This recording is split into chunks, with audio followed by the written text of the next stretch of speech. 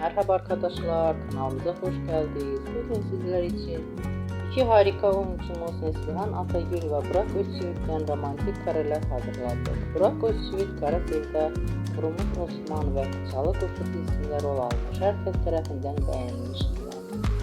Biz de sizler için onların güzel paylaşımlarını hazırladık. Bu videoların devamlı gelmesini istiyorsanız kanalımıza abone olup yorum yazmayı unutmayın.